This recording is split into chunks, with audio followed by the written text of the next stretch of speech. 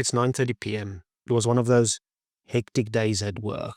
And you're watching TV and you open your bag of chips. And 15 minutes later, the whole bag is absolutely gone. How familiar does that sound? And that's what I want to dive into today. But before I do, as always, anybody that's new here, I'm Bert. I study dietetics and I studied psychology. And I unpack this whole messy thing called life to give you tangible tips and tricks on how to become healthier physically and mentally. So let's dive back into it. Today I want to dive into this whole loop so many of us have. Stress, and then we eat to self-soothe. And I want to illustrate this point with the second arrow. And the second arrow comes from Eastern philosophy. The first arrow, the stress, the boredom, the anger, the loneliness, the things we feel emotionally. And then comes in the second arrow, the bag of chips, the Cadbury Slab chocolate. We finish the whole bag, we finish the Cadbury Slab, and then we sit there. You know what? What did I just do? I'm such a failure. I've got no discipline. Why did I do this? I know I shouldn't be doing this. You see, now that's the second arrow. Who caused that second arrow? That was you, being your own judge, your own jury, and your own executioner. And that second arrow many times hurts more than the first one. It's not that you are broken or something wrong with you.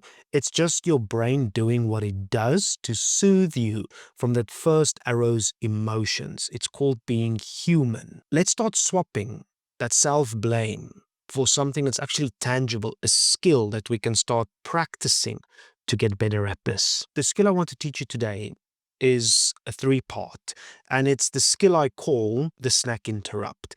The first step is actually just pausing and breathing. Just before you go for that snack, breathe in for 4 seconds and then breathe out for 6 seconds. Shoulders down.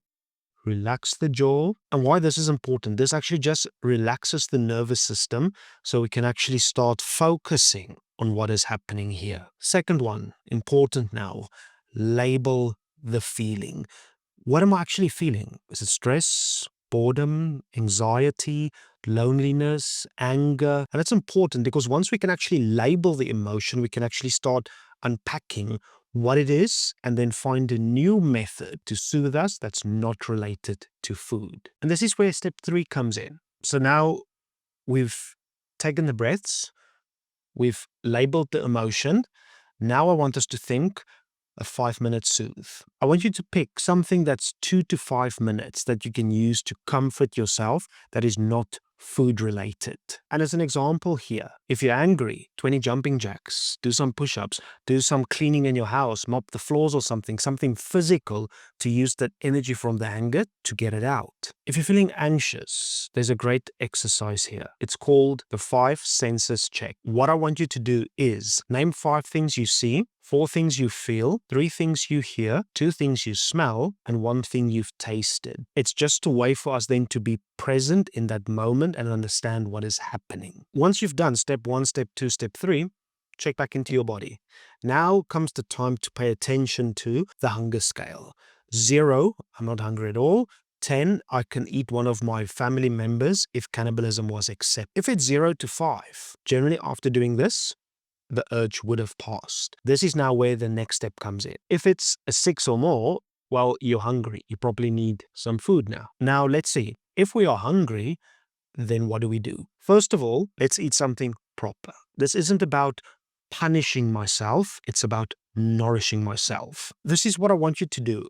If you are on that hunger scale of a 6 and higher, build yourself a meal that's actually nourishing, that has at least 1 palm of protein, half your plate being vegetables, 1 cup hand of whole carbs, being potatoes, rice, whole grains, things that are in its whole source, and a fluid, a glass of tea, a glass of water.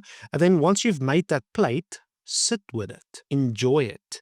Taste the food, because now you're not punishing yourself with a Cadbury Slab or a bag of chips. You're actually nourishing yourself because you are hungry. And if it's snack time, it's not a whole meal that is necessary here now.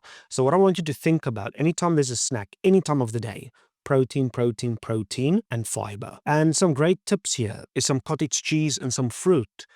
a boiled egg and some biltong and a bit of nuts. But just remember, keep your portions on the smaller side. And another great one, some hummus and some vegetable sticks. This stress eating won't go away in a day or two.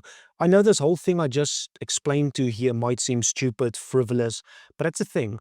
For many of us, that snacks we go to, that emotional eating, that stress eating, it is a coping mechanism we have wired into our brains. And to expect that will go away in a day or two, don't fool yourself, it won't. This now just gives you a nice little framework to start being present, to do something tangible in that moment when stress happens and you want to eat. The 3 steps, the take a breather, the name it to tame it, and then choosing one comfort that's 2 to 5 minutes. And the more you start repeating this pattern, the more you will start noticing food doesn't become your only escape anymore. There's no such thing here as I'm going to willpower my way through this. No, these are habits that you have programmed yourself to do. And habits don't go away. You can't stop a habit. You need to replace a habit. And the only way we can replace a habit is by doing something again and again and again. And over time, that does now become our new habit. Now, let's put all this together.